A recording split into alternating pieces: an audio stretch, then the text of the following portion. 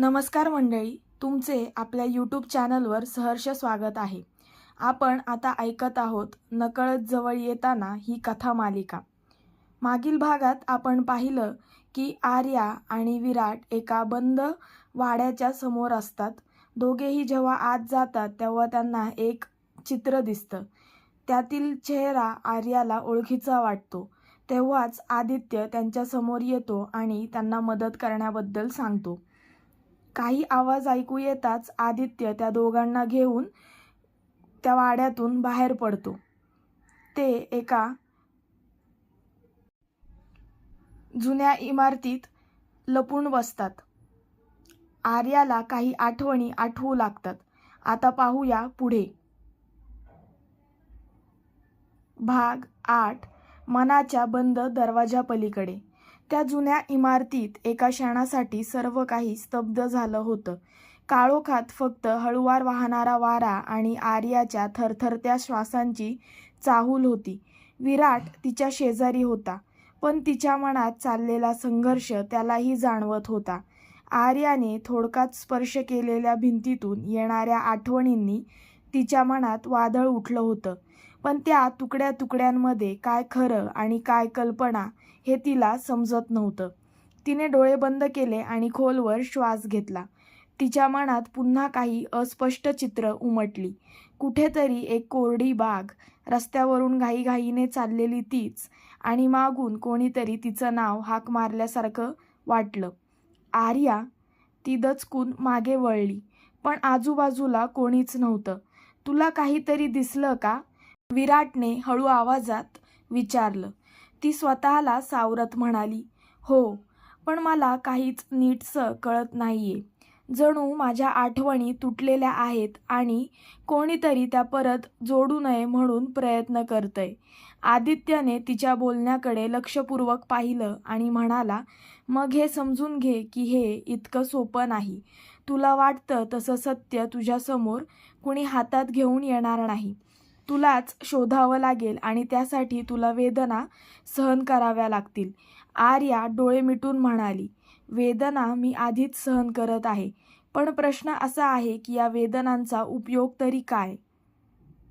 तिच्या शब्दांनी विराटचा जबडा घट्ट झाला. त्याने तिच्या डोळ्यात पाहिलं आणि म्हणाला, तुला असं का वाटतंय की सगळं व्यर्थ आहे? तुला काहीच सापडणार नाही असं? ती एक क्षण त्याच्याकडे पाहत राहिली आणि नंतर म्हणाली, कारण सगळं इतकं तुटक आहे की ते खरं आहे का नाही हेही ठरवता येत नाही. त्याच वेळी एका झपाट्याने, एका आठवणीने तिच्यावर आघात केला. ती एका छोट्याशा खोलीत होती. समोर टेबलावर काही पेपर्स ठेवलेले होते. तिला त्यावर सही करायला सांगितलं जात होतं. तिच्या डोक्यात वेदना होत होत्या आणि तिच्यासमोर उभा असलेला माणूस सांगत होता, तुला फक्त विश्वास ठेवायचा आहे. तुला हवं ते तुला दिलं जाईल. पण त्या खोलीत एक आवाज होता, कुठेतरी दूरवरून तिला सावध करत, हे करू नकोस आर्या, हे चुकीचं आहे. आर्याने दचकून डोळे उघडले. तिचा श्वास वाढलेला होता. काय झालं? विराटने तिच्या खांद्यावर हलकासा स्पर्श करत विचारलं. तिने धडधडत्या आवाजात उत्तर दिलं, मी कशावर तरी सही केली होती, पण त्याआधी कुणीतरी मला थांबवण्याचा प्रयत्न केला होता. पण तो कोण होता? विराट आणि आदित्यने एकमेकांकडे पाहिलं. हळूहळू सगळं स्पष्ट होतंय, पण अजून तुझा संघर्ष संपलेला नाही आर्या. आदित्य म्हणाला, सत्याच्या खऱ्या उंबरठ्यावर पोहोचायचं असेल तर तुला अजून खोलवर जायला लागेल. आर्या विचारात गढून गेली. हे सगळं खूप अवघड होतं, पण एका गोष्टीवर मात्र तिचा विश्वास बसत होता. विराट तिच्या सोबत होता. तो तिच्याजवळ थोडा पुढे आला आणि म्हणाला, यात काहीही झालं तरी मी तुझ्या सोबत असेन. त्याच्या डोळ्यात एक वेगळाच ठामपणा होता. त्याचा स्पर्श हलकासा पण तिच्या मनाला स्पर्श करणारा होता. तिने त्याच्याकडे पाहिलं आणि एका क्षणात तिला जाणवलं, ती फक्त तिच्या आठवणींच्या शोधात नव्हती. ती स्वतःच्या अस्तित्वाच्या शोधात होती. आता मागे फिरणं शक्य नव्हतं. बाहेर पाऊस रिमझिम पडत होता आणि खोलीत फक्त त्यांच्या श्वासांचा आवाज ऐकू येत होता. आर्या एका खुर्चीवर बसली होती. तिच्या मनात विचारांचं काहूर सुरू होतं. तिला अजूनही तिच्या विसरलेल्या भूतकाळाचे धूसर तुकडे आठवत होते. पण काहीतरी मोठं लपवलं गेलं होतं आणि ते शोधण्याचा ती प्रयत्न करत होती. आपण पुढे काय करणार? आर्याने नजर वर न करता विचारलं. आदित्यने टेबलावर एक नकाशा पसरला आणि म्हणाला, तुझ्या भूतकाळाचे धागेदोरे या हॉस्पिटलशी जोडले आहेत. हे फक्त एक सामान्य हॉस्पिटल नाही. इथे गुप्त संशोधनही चालत होतं. विराटने तिच्याकडे पाहिलं. तो म्हणाला, तुझे मेडिकल रिपोर्ट्स शोधले तर आपल्याला कदाचित काही महत्त्वाचं कळेल. कशासाठी तुझ्या आठवणी पुसल्या गेल्या आणि कुणी केल्या ही माहिती मिळेल. आर्या विचारात पडली आणि गंभीर स्वरात म्हणाली, पण जर हे एवढं गुप्त संशोधन असेल तर ते रेकॉर्ड सहज सापडणार नाहीत. त्या रिपोर्ट्स कुठेतरी सुरक्षित ठेवल्या असतील. नक्कीच, आदित्यने शांतपणे उत्तर दिलं. आणि म्हणूनच आपल्याला हुशारीने आत घुसावं लागेल.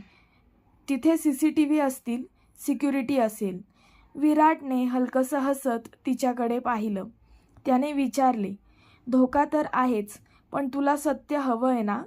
आर्याने निर्धाराने मान हलवली आणि उत्तरली, हो, हे सगळं मी सोडून देऊ शकत नाही.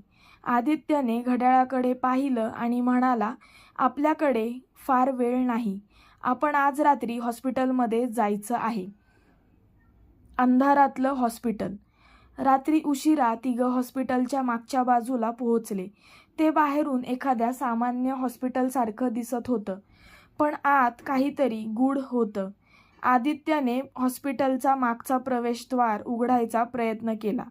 तो दबक्या आवाजात म्हणाला, हे ठिकाण पूर्ण सुरक्षित आहे. आपण आत गेल्यावर सावध राहायला हवं. आर्या आणि विराटने एकमेकांकडे पाहिले आणि नंतर ते सावधपणे आत शिरले. हॉस्पिटलमध्ये अंधार होता. काही ठिकाणी फक्त रेड लाईट्स लुकलुकत होत्या. ते तिघं दबक्या पावलांनी एका जुन्या फाईल सेक्शनकडे जात होते. ते त्या खोलीत गेले आणि सगळीकडे काही मिळत आहे का ते धुंडाळू लागले. आर्याने हळूच एका काचेच्या कपाटात डोकावलं. तिथे अनेक रिपोर्ट्स ठेवल्याचे दिसले, पण बहुतेक जुने होते. तिच्या नावाचा कोणताही कागद तिथे दिसत नव्हता. आपण चुकीच्या ठिकाणी शोधतोय, आदित्य पुटपुटला. विराटने आजूबाजूला पाहिलं आणि हळू आवाजात म्हणाला, हे रिपोर्ट्स बाहेर ठेवले जाणार नाहीत.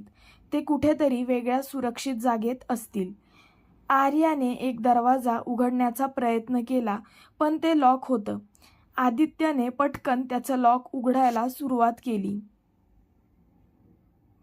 तो घाईत म्हणाला, ह्याच्या आत काहीतरी महत्त्वाचं असण्याची दाट शक्यता आहे. काही सेकंदात लॉक उघडलं आणि त्यांनी आत पाऊल टाकलं.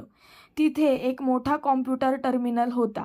आजूबाजूला सर्व डॉक्युमेंट्स नीट लावलेले होते, पण बहुतेक पासवर्ड प्रोटेक्टेड फोल्डर्स होते. आर्या पुढे होत म्हणाली, जर माझे रिपोर्ट्स इथे असतील तर ते सहज सापडणार नाहीत. विराटने एक बॅकअप ड्राईव्ह कनेक्ट केली आणि डाटाबेसमध्ये काहीतरी शोधायला सुरुवात केली. काही मिनिटातच त्याला काही मिळालं. त्याने स्क्रीनवर एक फाईल ओपन केली. रुग्ण क्रमांक 246 विशेष प्रयोग अहवाल. आर्याने आतुरतेने स्क्रीनकडे पाहिले. फाईलमध्ये स्पष्ट लिहिलं होतं, यशस्वी आठवणी विस्मरण प्रयोग. रुग्णाच्या मेंदूतील विशिष्ट भाग हटवून त्यावर नवीन आठवणी लावण्याचा प्रयोग पूर्ण झाला आहे. परंतु जुन्या भावनिक आठवणी अजूनही सक्रिय आहेत आणि त्या परत जागृत होऊ शकतात. हे वाचून आर्याच्या हृदयाचा ठोका चुकला. म्हणजे मी काहीतरी विसरले आहे, पण पूर्ण नाही. माझ्या भावनांमध्ये अजूनही भूतकाळ दडलेला आहे. ती शून्यात बघत म्हणाली. विराट तिच्याकडे पाहत म्हणाला, त्यामुळेच तुला विशिष्ट ठिकाणी ओढलं जातंय. विशिष्ट गोष्टी आठवत आहेत. आदित्यने एक नवीन फाईल ओपन केली आणि तिघेही थबकले. त्या रिपोर्ट्समध्ये अजून एक गोष्ट नमूद होती. रुग्णाने प्रयोगपूर्वी काही संवेदनशील माहिती पाहिली होती, जी आता तिच्या आठवणीतून पुसली गेली आहे. तिने साशंकतेने विचारले, म्हणजे माझ्या आठवणी पुसल्या गेल्या कारण मी काहीतरी पाहिलं होतं? तेव्हाच अचानक बाहेर पायऱ्यांवर कोणीतरी चालत असल्याचा आवाज आला. विराट पटकन उठला आणि गडबडून म्हणाला, कोणीतरी इथे येतंय. आर्याने पटकन ते रिपोर्ट्स एका पेनड्राईव्हमध्ये सेव्ह केले आणि ते तिघं बाहेर पडण्यासाठी मागच्या दरवाजाकडे धावले. त्यांना अजून सत्याचा संपूर्ण उलगडा व्हायचा होता, पण आता त्यांच्यावर कोणाची तरी नजर होती. आदित्यने तातडीने हॉस्पिटलमधून बाहेर पडण्यासाठी मागच्या मार्गाचा शोध घेतला. बाहेर चालण्याचा आवाज जवळ येत होता. आर्या आणि विराटने एकमेकांकडे कटाक्ष टाकला. त्यांच्या मनात असंख्य विचार येत होते. कोण होते हे लोक? आर्याच्या आठवणी पुसण्यामागे नक्की काय रहस्य होतं? ते तिघेही मागच्या दाराजवळ पोहोचताच आदित्यने सावधपणे डोकावलं. तो दबक्या आवाजात म्हणाला, क्लिअर वाटतंय, पण सावध राहूया. आर्या अजूनही सुन्न होती. तिने तिच्या हातात घट्ट धरलेली पेनड्राईव्ह पाहिली. ही छोटीशी वस्तू तिच्या संपूर्ण भूतकाळाची गुरुकिल्ली होती. बाहेर पडताच ते तिघं गाडीकडे धावत गेले. विराटने गाडी स्टार्ट केली आणि ते भरधाव निघाले. आपण कुठे जातोय? आर्याने विचारलं. एका सुरक्षित ठिकाणी. आधी हे रिपोर्ट्स नीट वाचायला हवेत, विराट म्हणाला. गाडी रात्रीच्या अंधारात वेगाने निघाली. हॉस्पिटलपासून काही अंतरावर एका बंद गल्लीतून जात असताना एक काळी गाडी त्यांच्या मागे लागलेली त्यांना जाणवलं. कोणीतरी आपल्या मागावर आहे, आदित्य सावधपणे म्हणाला. माहीत आहे, पण आपण गडबड केली नाही तर ते संशय घेणार नाहीत. विराटने गाडीचा वेग नियंत्रित करत उत्तर दिलं. त्या गल्लीतून बाहेर पडताच अचानक समोरून एक व्यक्ती त्यांच्या गाडीच्या समोर आली.